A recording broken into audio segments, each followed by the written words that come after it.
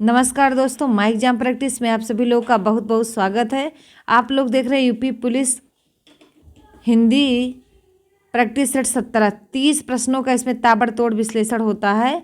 तो देखते हैं इसमें 30 प्रश्नों का विश्लेषण जो हो रहा है उसको आप क्या करिएगा, कॉपी पर नोट करते चलिएगा, जिससे अगले जब आपको ये क्वेश्चन मिले तो आपका गलत ना हो। तो देखते हैं, पहला क्वेश्चन है आपका, अघोष वर्ड कौन सा है? तो बताएंगे आप लोग कि आ है, कि जा है, कि हा है, कि सा है।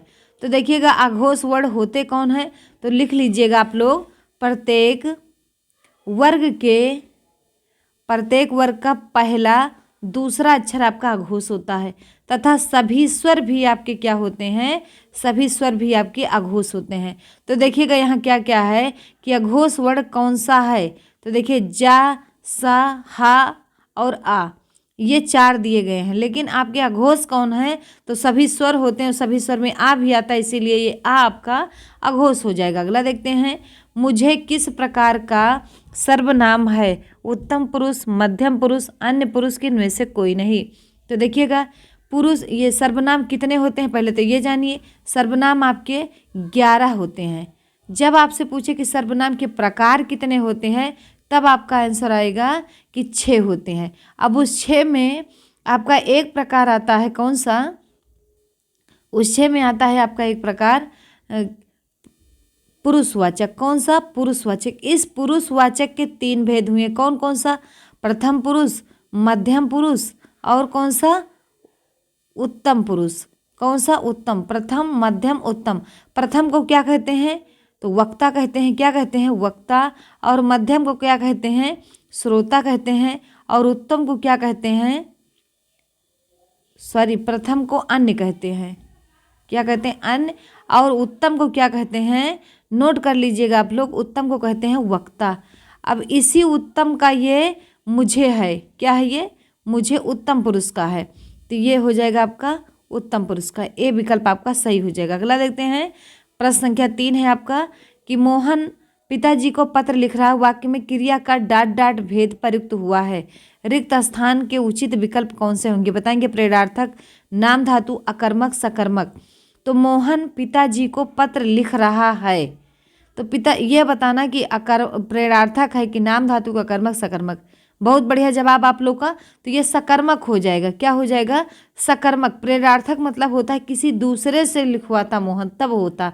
जैसे लिखना तो आपका सकर्मक है, लेकिन लिखवाना आपका प्रेरणार्थक है। नाम धातु उसे कहते हैं जो संज्ञा और विशेषण से बनता है। अकर्मक, जिस वाक्य में कर्म न हो वही अकर्मक होता है। तो तीसरे का विकल्प आपका डी सही हो जाएगा। आगे बढ़ जाते हैं हम लोग। चौथा प्रश्न है आपका कि दिए गए विकल्पों में से भर्ता का स्त्रीलिंग शब्द पहचानिए। भर्तनी होता है कि भर्तारी होता है कि भर्ती होता है कि भर्त्री? तो देखिएगा, जिस शब्द में ता पे आ की मात्रा ता रहे और ऊपर रा भी रहे, तो सदैव इसका स्त्रीलिंग होगा त्री। जैसे कर्ता का कर्त्री, समझ रहे हैं? तो इसे भर्ता का क्या हो जाएगा? भर्त्री। नेता का क्या हो जाएगा? नेत्री। अभिनेता का क्या हो जाएगा? अभिनेत्री। तो मतलब जहाँ ये ता पे आ की मात्रा ता देखेंगे आप, उसका जब आप क्या बनाएंगे? स्त्रीलिंग, तो त्री कर देंगे। अगला देखते हैं, वह मुझसे अलग रहता है, रेखांकित शब्द के आधार पर बताइए कि यहाँ कौन सा कारक है। अब ये मुझसे अलग रहने की बात है, और जहाँ अलग रहने की बात आती है वहाँ आप लोग बताएंगे कौन सा कारक होता है। संप्रदान होता है कि अपादान होता है कि करण होता है कि अधिकरण होता है? तो बताएंगे। तो 5वें का आपका कौन सा सही हो जाएगा? अपादान होता है। अगला देखते हैं, 6ठा नंबर का है आपका प्रश्न, तद्भव से तत्सम बने सही शब्द युग्म को चिन्हित कीजिए। हत्था का हाथ, रत्ता का रात, पत्ता का पत्र, नच्चा का नाच। तो 6वें का आपका विकल्प कौन सा सही हो जाएगा? बताएंगे आप लोग। तो पत्ता का पत्र सही विकल्प हो जाएगा, और ये तीनों आपका गलत हैं। अगला देखते हैं, 7वां नंबर का प्रश्न है आपका, आगमन में एक उपसर्ग है, आ और सी है आग, डी है मन। तो आगमन में कौन सा उपसर्ग हो जाएगा? बताएंगे। तो आगमन में आग उपसर्ग हो जाएगा। कौन सा? आग। गलत। आगमन में बताएंगे आप लोग, तो आधन गमन होता है। क्या होता है? आधन गमन। गमन इनका मूल शब्द है, आ जो है इसका उपसर्ग है। ए विकल्प आपका सही हो जाएगा। अगला देखते हैं, 8वें नंबर का है कि उद्यम का विलोम क्या होगा? पहली बात तो उद्यम माने होता क्या है? तो क्रियाशील होता है। क्रियाशील होता है, परिश्रमी होता है, मेहनती होता है, इस तरीके से। तो प्रवीण का मतलब चतुर होता है, नीरज का मतलब कमल होता है, नृप का मतलब राजा होता है, और आलस्य का मतलब जानते ही हैं आप। तो उद्यम का विलोम क्या होगा? तो बी आलस्य हो जाएगा। अगला बढ़ जाते हैं हम लोग। समानार्थी जोड़े का अनुपयुक्त विकल्प चुनिएगा। उपयोगी उपादेय इष्टकर, बी है काक सारंग मयूर, सी है पुष्कर जलाशय ताल, डी है आपका भूमि मही धरा। तो समानार्थी जोड़े का अनुपयुक्त बताना है, मतलब गलत विकल्प बताना है। तो काक का होता है कौवा, तो यहाँ काक का सारंग नहीं होगा ना मयूर होगा। पुष्कर का जलाशय ताल होता है, भूमि का मही धरा भी होता है, उपयोगी का उपाय दे और इष्टकर दोनों होता है। तो मतलब 9 का विकल्प आपका 20 सही हो जाएगा। अगला देखते हैं। निम्नलिखित में से कौन सा शब्द धात्री की जगह प्रयुक्त नहीं किया जा सकता है? तो माता, पृथ्वी, अबला, जननी। तो बताएंगे कौन सा होगा? तो आपका धात्री पृथ्वी भी होती है, जननी भी होती है, माता होती है, लेकिन अबला नहीं होती। इसका सी विकल्प आपका सही हो जाएगा। अगला देखते हैं। जो अपने स्थान या स्थिति से अलग ना किया जा सके। अच्युत, बी है अटूट, सी है अटल है, डी है अदेय। तो आपका 11वें का विकल्प सी हो जाएगा अटल। अगला देखते हैं। 12 नंबर का प्रश्न है आपका कि छोटा आ या बड़ा के बाद छोटी या बड़ी आए तो दोनों मिलकर ए हो जाता है। आ और ई मिलकर ए हो जाता है किस संधि में?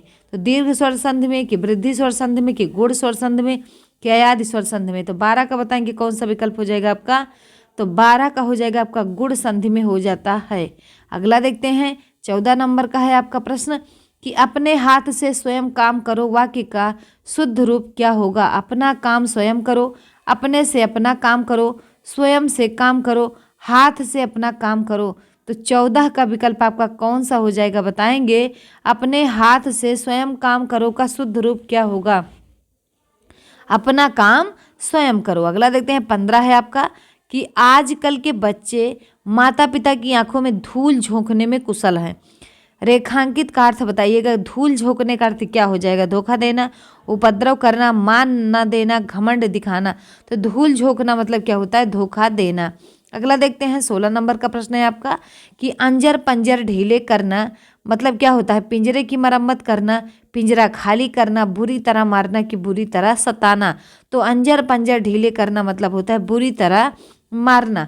अगला देखते हैं। दिए गए गद्यांश के आधार पर प्रश्न संख्या 17 एवं 18 के उत्तर दीजिए। शिक्षा को वैज्ञानिक और प्राविधिक मूलाधार देकर हमने जहां भौतिक परिवेश को पूर्णतया परिवर्तित कर दिया और जीवन को अप्रत्याशित गतिशीलता दे दी है, वहाँ साहित्य, कला, धर्म और दर्शन को अपनी चेतना से बहिष्कृत कर मानव विकास को एकांगी बना दिया है। पिछली शताब्दी में विकास के सूत्र प्रकृति के हाथ से निकलकर मनुष्य के हाथ में पहुंच गए हैं, विज्ञान के हाथ में पहुंच गए, और इस बंद गली में पहुंचने का अर्थ मानव जाति का नाश भी हो सकता है। इसलिए नैतिक और आत्मिक मूल्यों को साथ साथ विकसित करने की आवश्यकता है, जिससे विज्ञान हमारे लिए भस्मासुर का हाथ ना बन जाए। व्यक्ति की क्षुद्रता यदि राष्ट्र की क्षुद्रता बन जाती है तो विज्ञान भस्मासुर बन जाता है। इस सत्य को प्रत्येक क्षण सामने रखकर ही अणु विस्फोटक को मानव प्रेम और लोकहित की मर्यादा दे सके। अपरिसीम भौतिक शक्तियों का स्वामी मानव आज अपने व्यक्तित्व के प्रति आस्थावान नहीं है, प्रत्येक क्षण अपने अस्तित्व के संबंध में शंकाग्रस्त है। तो देखिएगा 17 नंबर का आपका प्रश्न है कि आज का मानव अपने व्यक्तित्व और अस्तित्व के प्रति इसलिए शंकालु है क्योंकि वह विज्ञान की विध्वंसक शक्तियों से भयभीत है, कि आपका उसका आत्मविश्वास लुप्त हो जा रहा है, मानव ईश्वर के प्रति आस्थावान नहीं है, वह सीमित भौतिक शक्तियों का स्वामी है, नहीं वह विज्ञान की विध्वंसक शक्तियों से भयभीत है। अगला देखते हैं 18 नंबर का आपका है कि हमारी विज्ञान धृत शिक्षा की सर्वाधिक महत्वपूर्ण देन क्या है? जीवन का एकांगी विकास, बी गतिशील जीवन का प्रत्यावर्तन, सी जीवन का अपरिसीम भौतिक विकास, डी है जीवन का सर्वांगीण विकास। तो बताएंगे आप लोग कि हमारी विज्ञान धृत शिक्षा की सर्वाधिक महत्वपूर्ण देन क्या है? तो बताएंगे आप लोग।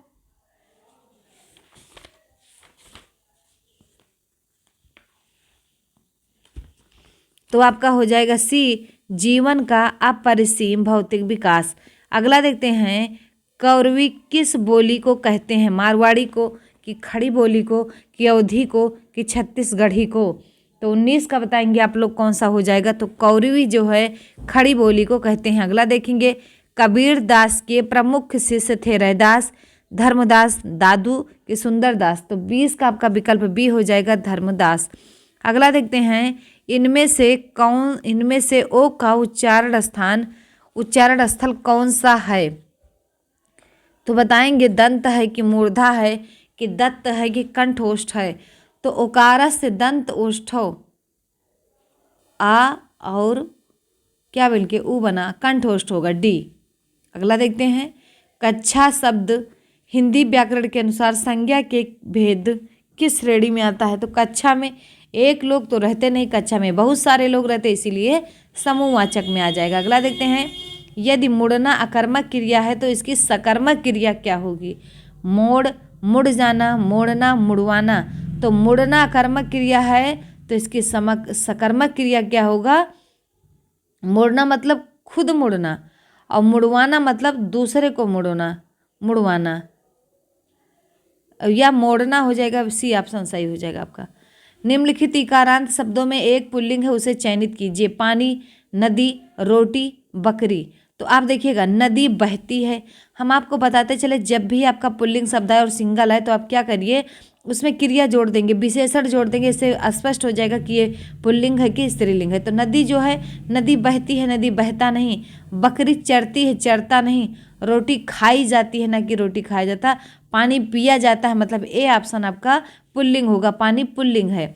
अगला देखते हैं, इसमें देखिएगा कि निम्नलिखित में से कर्तवाचिका वाक्य बताइएगा। तुलसीदास ने रामचरितमानस लिखी। भी राम द्वारा रावण को मारा गया। सी आज टहलने चला जाए। डी है छात्रों द्वारा फुटबॉल खेली जाती है। तो कर्तवाची कौन सा होगा। तुलसीदास ने रामचरितमानस लिखी, ए ऑप्शन आपका सही हो जाएगा। अगला देखते हैं, जामुन का तत्सम रूप क्या होगा। यामुन, यामुड़। सी जम्बू। डी आपका जाम्बुड़। तो आपका जम्ब होगा, जम्ब माने जामुन। अगला देखते हैं, प्रत्युत्पन्न शब्द में प्रयुक्त उपसर्ग है प्रा, प्रति, प्रत्यु, प्रतियुत। तो बताएंगे कौन सा हो जाएगा आपका। तो इसमें हो जाएगा प्रति, धन, उत्पन्न, यण संधि हुई है। कौन सी, यण संधि। तो प्रति उत्पन्न हो जाएगा, बी ऑप्शन आपका सही हो जाएगा। अगला देखते हैं, अधम का विरुद्धार्थी शब्द दिए गए विकल्पों में से कौन सा है। नेक, उत्तम, बुरा, नारकी। तो अधम माने होता है नीच और नीच का विलोम होता है उत्तम। अगला देखते हैं, अलंकेश पर्यायवाची शब्द किसका है। बादल का है कि कल्प वृक्ष का है कि कुबेर का है कि चपला का है। तो देखिएगा, अलंकेश मतलब होता है कुबेर जी।